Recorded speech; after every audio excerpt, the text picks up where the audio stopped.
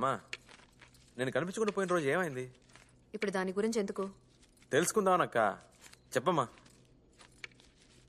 నువ్వు చిన్న పిల్లాడివి, చెప్పిన మాట అస్సలు వినేవాడివి కాదు.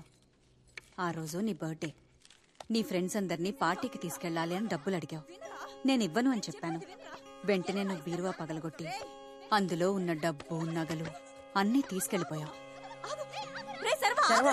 ఈ చెడ్డ అలవాట్లు తప్పు బాబు. మీ నాన్నకు తెలిస్తే బాధపడతారు.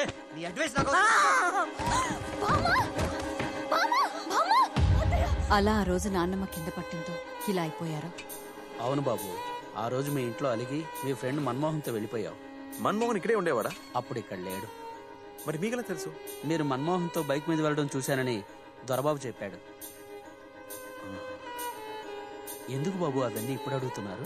ఏం లేదు, దొరబాబు ఎక్కడ ఉంటాడు? అవును బాబు, నేను మీ ఇద్దరిని గోడలూరు రోడ్లో చూశాను. బైక్ మీద మీతో పాటు మన్మోహన్ కూడా ఉన్నాడు. మేము గూడలూరు వెళ్తున్నావా, తిరిగి వస్తున్నావా? నేను గోడలూరు నుంచి లోడ్ ఎక్కించుకొని వస్తున్నాను, మీరు గోడలూరు వైపు పోతున్నారు. అప్పుడు ఎలక్షన్ టైం కావడం వల్ల నేను చాలా బిజీగా ఉన్నాను. సంజన చెప్తేనే నాకు తెలిసింది. తను నీ బర్త్డేకి నిన్ను చూడటానికి మీ ఇంటికి వచ్చింది. అవును, ఆ రోజు నీ బర్త్డే. నైట్ 12 గంటలకి నిన్ను విష్ చేయాలని గిఫ్ట్ కూడా కొనిపెట్టి వెయిట్ చేస్తూ ఉన్నాను. కానీ నువ్వు రాలేదు. మర్నాడు ఉదయం నిన్ను తిట్టాలని నిన్ను వెతుక్కుంటూ మీ ఇంటికి వచ్చాను. అప్పుడు కూడా నువ్వు లేవు. అంకుల్ ఫణి మాత్రమే ఉన్నారు. అంకుల్, శర్వా ఇంకా రాలేదా? నిన్ననగా వెళ్ళాడు, ఇంకా రాలేదమ్మా.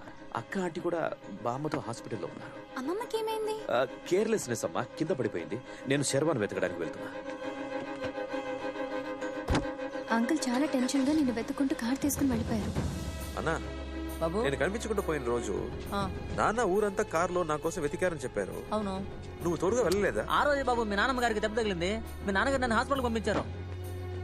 అయ్యా నేను వస్తానయ్యా. లేదు, పద్మ పార్వతి ఇద్దరు అమ్మతో హాస్పిటల్లో ఉన్నారు.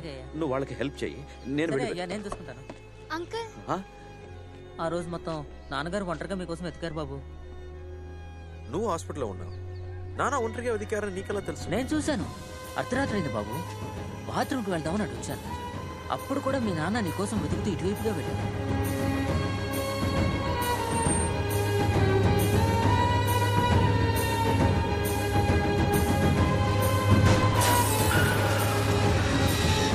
పదిహేనేళ్ల తర్వాత తిరిగి వచ్చిన శర్వాన్ని ఎందుకు చంపాలనుకుంటున్నారు? తాను చావడం వల్ల ఇక్కడ ఎవరికి లాభం? సార్, లాస్ట్ మంత్ 25వ తేదీ సీసీటీవీ ఫుటేజ్ చూడొచ్చా? Date correct sir. Forward sir, forward. Sir stop. Back. అక్కడే ఆపండి సార్. జూమ్ చేయండి. TN42Y 7275.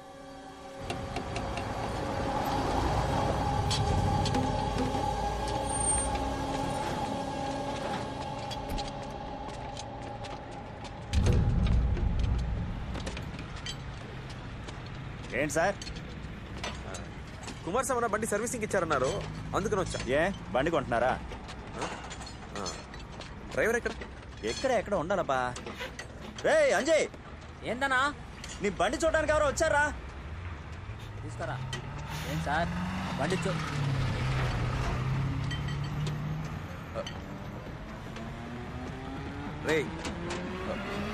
రేయ్ ఆగరా.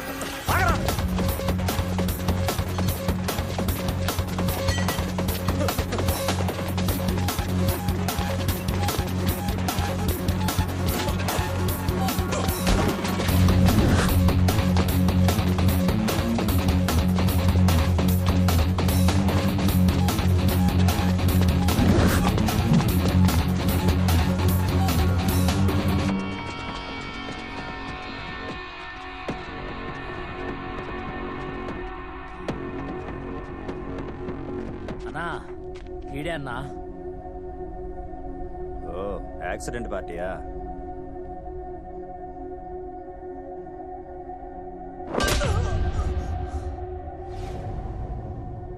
అన్నా, ఇన్నేసేద్దామన్నా.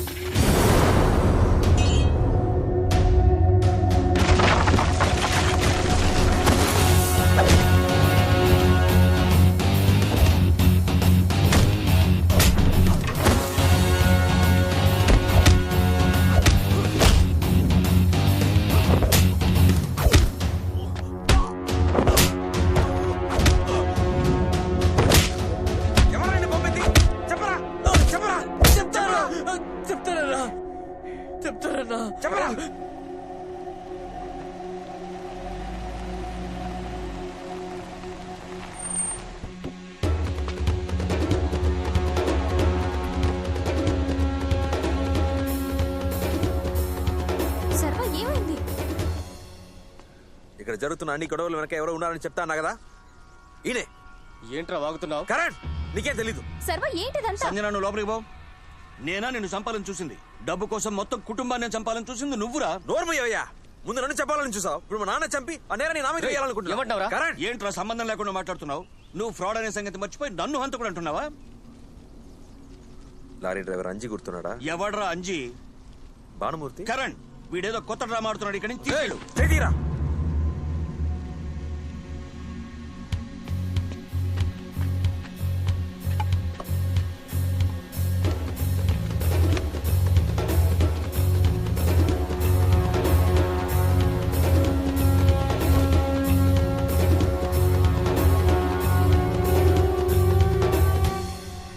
వీడే లారీ డ్రైవర్. వీడు నైట్ ఇంట్లోకి వచ్చినవాడు. అంకుల్, మీకు వీళ్ళెవరో తెలుసా? తెలీదు. రేయ్, నిజం చెప్పరా? సార్, ఎవరో సుధాకర్ అండి సార్. డబ్బులు ఇచ్చి ఇతన్ని చెప్పమన్నారని చెప్పమని మమ్మల్ని కొడుతున్నాడు సార్. ఆ సుధాకర్ ఎవరో మాకు తెలియదు. కరణ్ వాడు అబద్ధం చెప్తున్నాడు. కరణ్ వాడు అబద్ధం చెప్తున్నాడు. అబద్ధం చెప్తున్నాడు. కరణ్, బయటికి పోరా. బయటికి పోరా.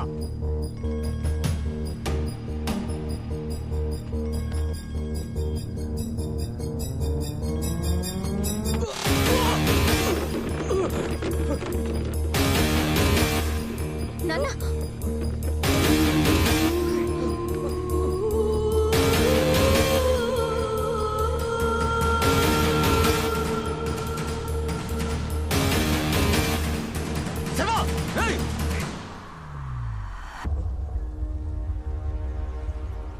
చూడు, సుధాకర్ ఎవరో తెలియదు అన్నాడు కదా.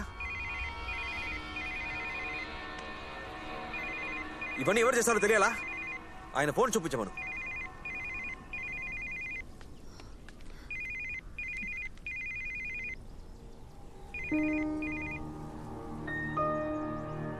సర్వ చెప్పిందంత నిజమా నాన్న?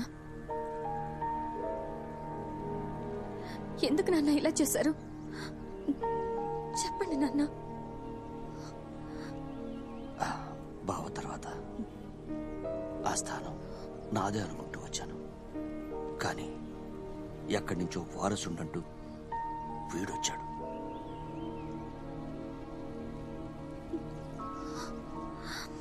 జీవితాంతం రెండో స్థానంలో ఉండడం ఒక శాపమమ్మా. చెప్తే అర్థం కాదు.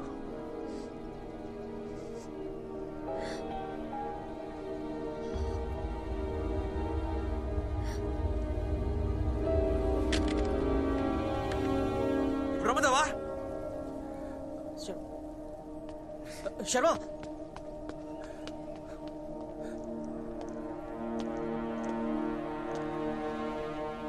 అంకుల్, స్టేషన్కి వెళ్దాం.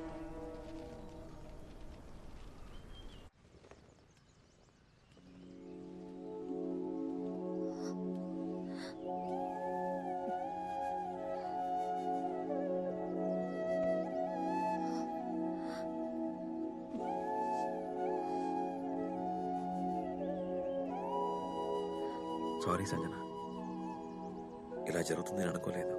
లేదు, నేనే నీకు సారీ చెప్పాలి. ఇక్కడ ఒంటరిగా ఉండొద్దు. మా ఇంటికి. It's okay, I will be fine. నేను కాసేపు ఒంటరిగా ఉండాలి.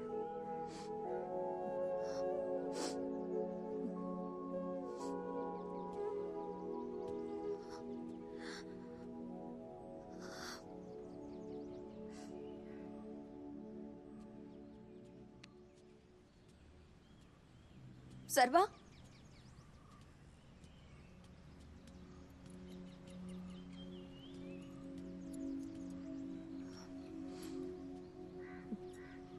ఇది నీకు గుర్తుందా?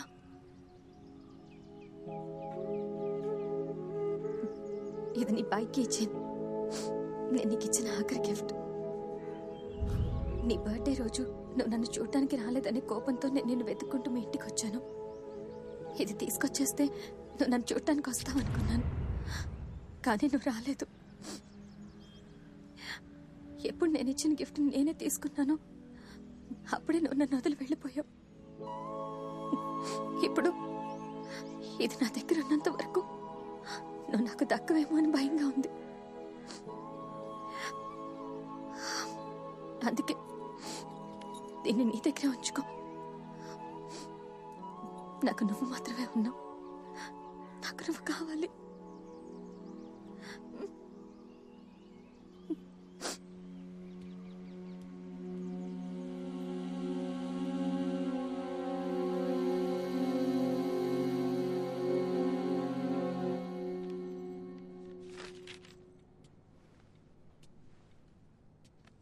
రే శర్వా, ఏమైంది?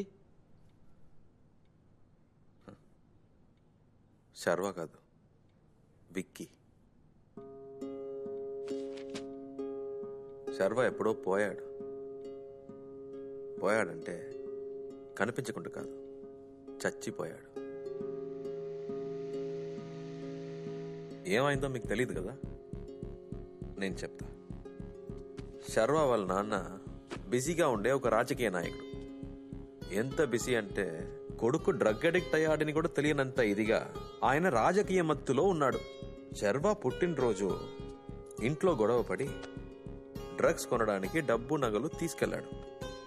వెళ్ళినోడు 15 ఏళ్లు గడిచినా తిరిగి రాలేదని ఈ ఊరు, ఈ కుటుంబం నమ్ముతుంది. కానీ నిజం అది కాదు. పోయినోడు ఆ రోజు నైటే తిరిగి వచ్చాడు. అది వాళ్ళ నాన్నకి మాత్రమే తెలుసు.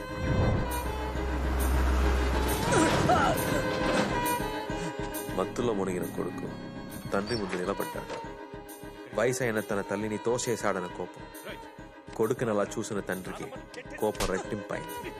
ఇద్దరి మధ్య పెద్ద గొడవ జరిగింది. ఆ గొడవలో పొరపాటును కావాలని శర్వాన్ని చంపేశాడు. Election time.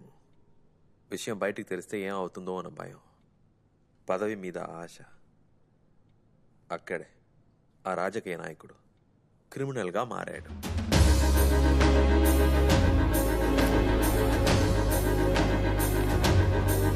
కారులో కొడుకు బాడీని తీసుకొని నా కొడుకు కనిపించాడా అని వెతుకుతున్నట్టు నటించి తనని పాతి పెట్టడానికి ఒక చోటు వెతికి పాతేశాడు. కొడుకుని చంపేశానన్న బాధ ఏమాత్రం లేకుండా తను కనిపించకుండా పోయాడన్న ఒక కథ అల్లి కుటుంబాన్ని కూడా నమ్మించారు. ఆ జాలితోనే ఎమ్మెల్యే కూడా అయ్యారు.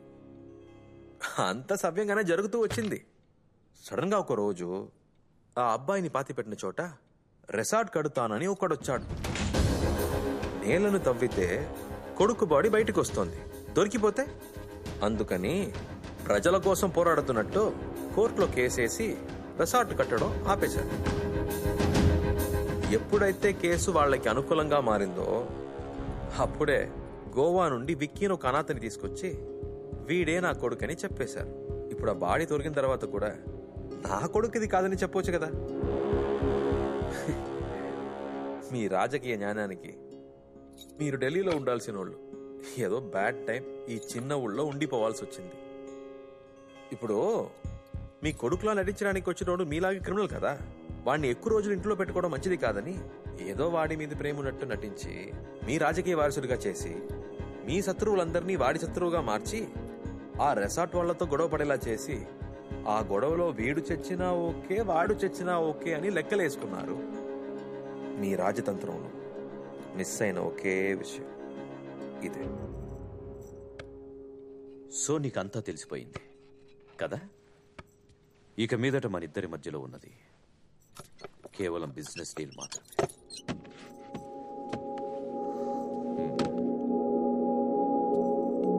నీకు రావాల్సిన డబ్బు, నీకు సంబంధించిన డీటెయిల్స్ అన్నీ ఈ పెట్టెలో ఉన్నాయి. నీ వల్ల నాకు ఎటువంటి ఆపద రానంత వరకు నా వల్ల నీకు ఎటువంటి ఆపద రాదు. ఏం బెదిరిస్తున్నావా? మీ రాజకీయ లాభం కోసం కన్నా కొడుకునే చంపావు. నువ్వేమైనా చేస్తావు. మీ నుండి మీ కుటుంబాన్ని కాపాడడానికి నేను జైలుకి వెళ్ళినా పర్లేదు, నిన్ను మాత్రం వదిలిపెట్టను.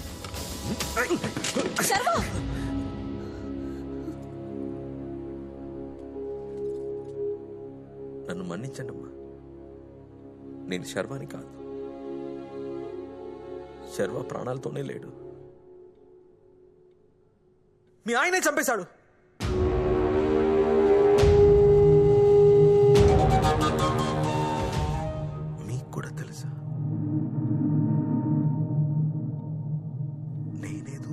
అందరినీ మోసం చేస్తున్నాను అనుకున్నా.